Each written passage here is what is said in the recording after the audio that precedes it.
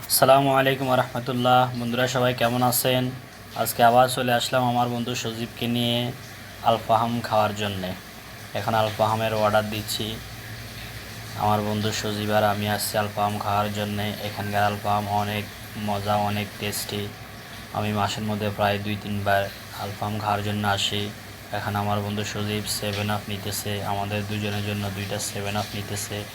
কিছুক্ষণের মধ্যেই আমরা গেস্ট হাউসে চলে যাব। উপরের দিকে গেস্ট হাউস, আমরা সেখানে যাব, বসবো, ওয়েট করব।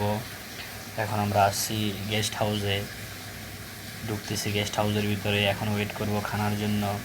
আলফাহামতে একটু লেট হয়, প্রায় 10 থেকে 15 মিনিট লাগে, কারণ এটা নতুন নতুন করে রেডি করে দেয়।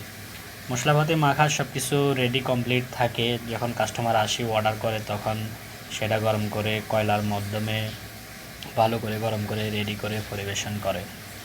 আর আমি তাদের ফরম্যাট কাস্টমার। আলফাহামের দোকানটা আমাদের দোকানের পাশেই। আমি প্রায় মাসের মধ্যে 3-4 বার আসি, এখানে খাই।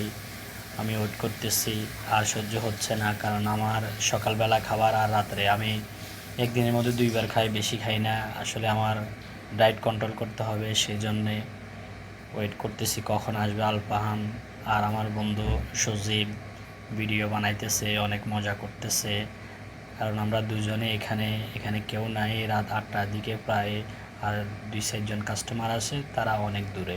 অবশেষে আলফাহাম চলে আসছে, এখন আমরা খাবার শুরু করব। আমার বন্ধু সজীব এখন কল করতেছে আমার বন্ধু কবিরকে। কবির কুয়েত থাকে, কুয়েত থেকে কবির এখন দেখবে আমরা এখন খাবার খাবো। আপনারা দেখবেন কবিরে কীভাবে লোল ফালায় খাবারের জন্য। কবির ছটফট করতেছে।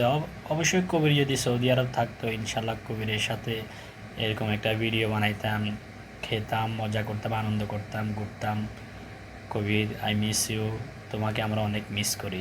সজীব এখন কবিরকে বলতেছে একটু খা, একটু খা। কবিরের জিহ্বায় পানি চলে আসছে, কারণ সে ভিডিওর দিকে তাকায় না, অন্যদিকে তাকাই আছে।